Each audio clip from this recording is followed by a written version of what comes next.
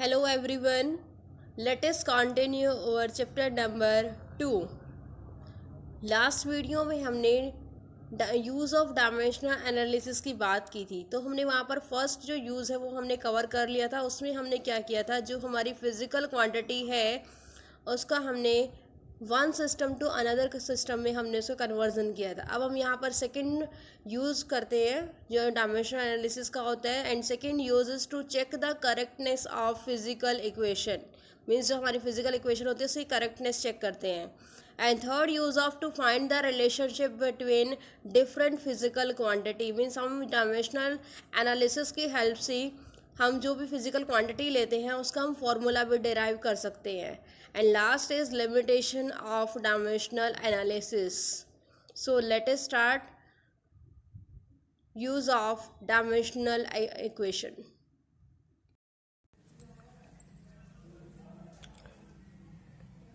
To check the dimensional correctness of a given physical relation. अब हम यहाँ पर यूज ऑफ डायमेंशनल एनालिसिस कर रहे हैं, तो हमारे जो फर्स्ट यूज है वो हमने लास्ट वीडियो में कवर कर लिया है। मीन्स हमने उसमें क्या किया था, जो वन सिस्टम ऑफ यूनिट्स है उसको हमने सेकेंड सिस्टम ऑफ यूनिट्स में कन्वर्ट किया था। अब सेकेंड यूज है to check the dimensional correctness. Means हमारे पास जो फिजिकल क्वांटिटी है उसके हम जो डायमेंशनल है उसको हम करेक्टनेस चेक करते हैं कि वो करेक्ट है और नॉट है। तो इसके लिए जो हमारे पास उसकी लेफ्ट हैंड साइड है और equal to right hand side होनी चाहिए, तो वो क्या होती है, डायमेंशनल इक्वेशन करेक्ट हो जाती है। It is based on the principle of homogeneity. हमारे पास जो ये यूज है वो बेस होता है होमोजेनिटी प्रिंसिपल के ऊपर, which states that a given physical relation is dimensionally correct if the dimensions of various terms on either side of the relation are the same. Means जो भी हमारे पास फिजिकल क्वांटिटी है उसके जो डायमेंशंस है वो हमने करेक्ट चेक करना है कि वो करेक्ट है या नहीं है। तो उसमें जो हमारे पास उसकी लेफ्ट साइड है और इक्वल टू क्या होनी चाहिए, राइट साइड। अगर वो दोनों इक्वल आ जाते हैं तो हमारे पास डायमेंशनल क्या हो जाते हैं, करेक्ट हो जाते हैं। तो इसमें हमारे पास क्या है कि फर्स्ट पॉइंट है पावर्स आर द डायमेंशनलेस। इसमें जो पावर्स होती है वो डायमेंशनलेस होती है। Sine theta, e raise to power theta, cos theta, log theta, अगर ये हमारे पास टर्म्स आ जाती है तो वो भी क्या होती है, डायमेंशनल लेस होती है। अब यहाँ पर हम इसके कुछ एग्जांपल्स चेक कर लेते हैं जिसके अकॉर्डिंग हम इसको प्रूव करें कि ये इक्वेशन करेक्ट है या नहीं है। Firstly check the dimensional correctness of the relation v is equal to u plus 80। Means हमारे पास जो इक्वेशन है वो है v is equal to u plus 80। अब देखिए v क्या है, यहाँ पर फाइनल वेलोसिटी है, u is initial velocity, a is acceleration and t is the time period. अब हम यहाँ पर इसको राइट कर लेते हैं v is equal to u plus 80। अब हमारे पास इसके लिए जो v के मीन्स वेलोसिटी के लिए डायमेंशन फॉर्मूला हमें पता होना चाहिए और हम लास्ट एक्सप्रेशन में फाइंड आउट कर सकते हैं, कर लिया हमने। तो v के लिए जो डायमेंशन फॉर्मूला हो जाएगा वो हो जाएगा m raise to power 0 l t raise to power -1। अब u क्या है, वैसे तो हमारा देखिए इनिशियल वेलोसिटी है और इस केस में हमारे पास इनिशियल वेलोसिटी क्या है, 0 है। तो डायरेक्टली हम यहाँ पर 0 पुट कर सकते हैं या फिर आप u की डायमेंशन यहाँ पुट करके उसको आगे 0 पुट कर सकते हैं। तो means m raise to power 0 l t raise to power -1। अब देखिए दोनों ही वेलोसिटी है तो इसलिए डायमेंशन क्या है, दोनों के सेम है। प्लस अब एक्सेलरेशन है, एक्सेलरेशन के लिए हमने फॉर्मूला फाइंड आउट किया हुआ है m raise to power 0 l t raise to power -2। t के लिए क्या होगा, कैपिटल T। लेफ्ट साइड को राइट कर लेते हैं, ये 0 हो जाएगा। अब यहाँ पर देखिए t रेज़ टू पावर -2 है और t है, बेस सेम है, पावर क्या हो जाती है, ऐड हो जाती है। तो उसके अकॉर्डिंग क्या होगा, -2 प्लस 1, तो क्या आएगा -1। तो means m raise to power 0 l t raise to power -1। अब हम इसकी जो लेफ्ट साइड है उसको राइट कर लेते हैं और इधर राइट साइड को राइट कर लेते हैं। तो यहां से देखिए जो लेफ्ट साइड है और राइट साइड है दोनों क्या आ गई है, इक्वल आ गए। तो मीन्स ये जो इक्वेशन है वो हमारी डायमेंशनल फॉर्मूला की हेल्प से हमने इसको करेक्ट प्रूव कर दिया है। Second equation x is equal to u t plus half AT square. इसको चेक करते हैं। देखिए x क्या है, डिस्टेंस है, तो इसके लिए हम l राइट करेंगे। u इनिशियल वेलोसिटी है तो हम इसको डायरेक्ट हिट 0 पुट कर देते हैं, प्लस 1/2 और a मीन्स एक्सेलरेशन है m0 l raise to power 1 t raise to power minus 2, t square है तो मीन्स यहाँ पर क्या आ जाएगा, टी स्क्वेयर आ जाएगा। अब देखिए जो हमने अभी अपर में राइट किया था कि जो हमारे पास न्यूमेरिकल वैल्यू होते हैं वो क्या होते हैं, डायमेंशनलेस होते हैं। तो ये मतलब ये पार्ट आपका मीन्स डायमेंशनलेस है। अब यही राइट कर लेते हैं, m raise to power 0 l t raise to power minus 2 और t raise to power 2, base same है, पावर क्या हो जाएंगी, ऐड हो जाएंगी। तो t raise to power minus 2 है और प्लस 2 है तो इक्वल टू क्या आता है, 0। तो यहां से हमारे पास m0 है, t0 है, क्या रहता है, l रहता है, और l यहाँ पर हम राइट करते हैं और यही सेम क्या है आपके पास लेफ्ट हैंड साइड में है। तो ये इक्वेशन भी हमने डायमेंशनल फॉर्मूला की हेल्प से उसको करेक्ट प्रूव कर दिया। तो सेकंड क्या है कि जो हमारे पास डायमेंशनल फॉर्मूला है वो इक्वेशंस की करेक्टनेस चेक करने के लिए भी यूज हो सकता है। अब हम थर्ड यूज करते हैं, to establish a relation between different physical quantity. Means dimensional फॉर्मूले की हेल्प से हम जो हमारे पास फिजिकल क्वांटिटी है उसका डिफरेंट क्वांटिटी के साथ रिलेशन भी फाइंड आउट कर सकते हैं। आप ये समझ सकते हैं कि हमारे पास कोई फिजिकल क्वांटिटी है तो उसकी डायमेंशनल फॉर्मूला की हेल्प से हम उसकी जो फॉर्मूला होता है, जो एक्सप्रेशन होती है, उसको भी हम फाइंड आउट कर सकते हैं। If we know that the various factors on which a physical quantity depend, then we can find a relation among different factors by using principle of homogeneity. देखिए अगर हमें फिजिकल क्वांटिटी का ये पता है कि वो किन किन फैक्टर्स के ऊपर डिपेंड करती है, मीन्स जो फिजिकल क्वांटिटी है वो किन किन फैक्टर्स के ऊपर डिपेंड करती है, तो उसके अकॉर्डिंग हम फैक्टर्स और फिजिकल क्वांटिटीज को यूज करके वहां से हम उसका फॉर्मूला फाइंड आउट कर सकते हैं। और उसके लिए हमें इसमें कौन सा रूल यूज करना है, means principle of homogeneity, means हम उसका फॉर्मूला फाइंड आउट कर सकते हैं। अब यहाँ पर हम एग्जाम्पल ले लेते हैं, let us find an expression for time period. हमने टाइम पीरियड के लिए वैल्यू फाइंड आउट करनी है 40 of a simple pendulum. The time period T में डिपेंड अपॉन, देखिए हमारे पास फिजिकल क्वांटिटी क्या है, टाइम पीरियड है, और हमने अभी बोला था कि हमें इसके लिए पता होना चाहिए कि इसकी किन किन फैक्टर्स के ऊपर क्या करती है, डिपेंड करती है। तो हमारे पास जो फर्स्ट है, टी डिपेंड करता है मास पर, mass of the bob of the pendulum, length पर डिपेंड करता है, और third is acceleration due to gravity, जहां पर हमने इसको पेंडुलम को सस्पेंड किया हुआ है।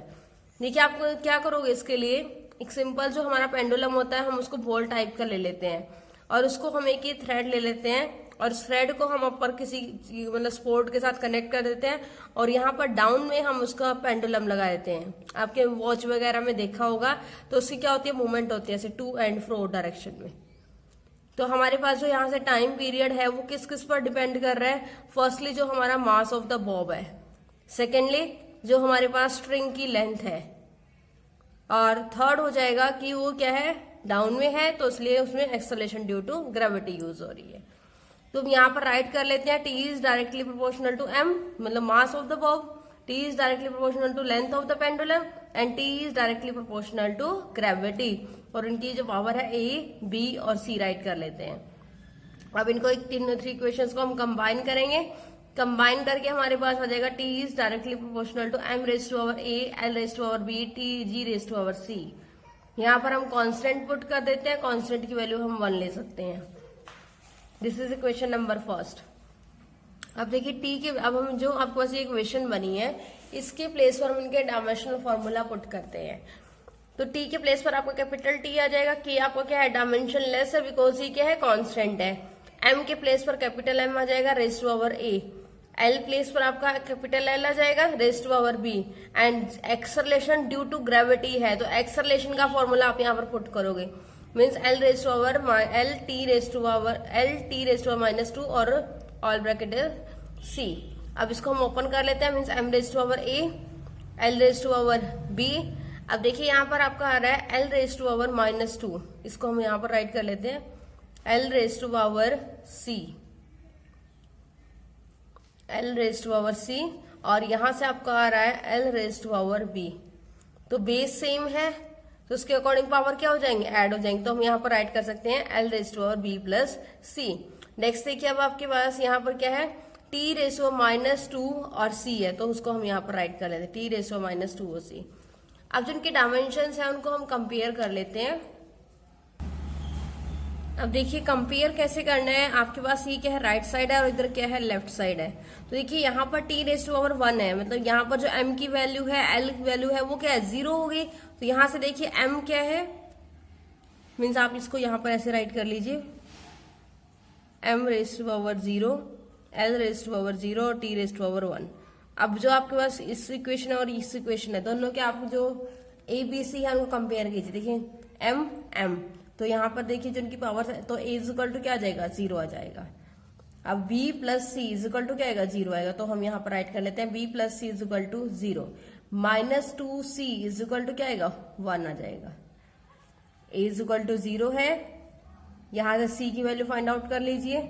c इजिकल टू क्या होगा, -1/2, यहाँ पर राइट कर लेते हैं। अब आप इसमें जो c इजिकल टू -1/2 है वो यहाँ पर पुट कर दीजिए।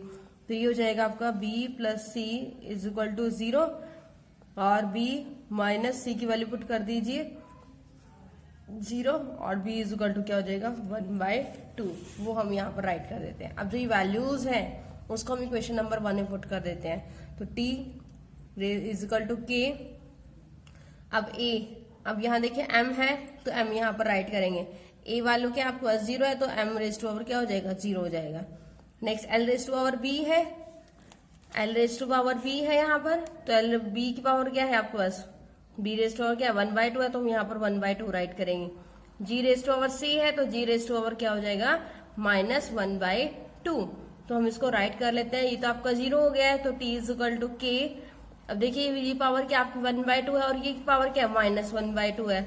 तो इसको g को हम क्या करेंगे, यहाँ पर अपॉन में ले आएंगे। तो उसकी जो पावर माइनस में है वो किस में कन्वर्ट हो जाएगी, प्लस में कन्वर्ट हो जाएगी। तो means t equal to k l/g⁻1/2, और 1/2 का मीन्स क्या होता है कि यहाँ पर ये क्या है, इसका रूट है, मीन्स l/g। तो ये क्या है आपके पास सिंपल पेंडुलम में जब आप टाइम पीरियड फाइंड आउट करते हैं तो उसके लिए आपका फॉर्मूला यूज होता है, ये t equal to k √l/g। तो हमने यहाँ पर क्या देखा कि हम डायमेंशनल फॉर्मूला की हेल्प से फॉर्मूला भी, मतलब जो हमारे पास फिजिकल क्वांटिटी है उसका फॉर्मूला भी हम फाइंड आउट कर सकते हैं। बट इसके लिए मेन क्या है कि जो आपके पास फिजिकल क्वांटिटी है वो आपको पता होनी चाहिए कि वो किन किन फैक्टर्स के ऊपर डिपेंड करती है। अगर आपको ये पता है तो इजिली आप उनको कंपेयर करके वैल्यूज को आप उसको फाइंड आउट कर सकते हो। Next is limitation of dimensional analysis. Limitations कर लेते हैं कि मीन्स इसके डायमेंशनल एनालिसिस की कमियां क्या क्या हैं, क्या क्या इसके पॉइंट्स हैं जिसको हम यूज नहीं कर सकते हैं। देखिए फर्स्ट पॉइंट है the numerical constant having no dimensions can not be deduced by the method of dimensions. देखिए जैसे हमारे पास क्या था, हाफ mv² आया था, ठीक है। तो हमने जो हाफ था मीन्स जो न्यूमेरिकल वैल्यू थी उसको हमने डायमेंशन लेस बोल दिया था। तो डायमेंशनल एनालिसिस में हम क्या करते हैं, जो भी न्यूमेरिकल वैल्यू होती है उसको हमने वहां पर नो डायमेंशंस कहकर उसको वहां से वैल्यू को छोड़ना पड़ता है, ठीक है। तो क्या होती है, मतलब कांस्टेंट बन जाती है, बट उसका यूज तो होता है। देखो अगर हम 1/2 को किसी चीज के साथ मल्टीप्लाई करें तो वैल्यू तो कुछ ना कुछ चेंज होगी, बट जब हम उसको डायमेंशनल एनालिसिस में हम उस यूज करते हैं तो उसकी वैल्यू को हम क्या लेते हैं, कांस्टेंट लेते हैं। तो ये क्या हो गया, डायमेंशनल एनालिसिस की एक लिमिटेशन हो गई है।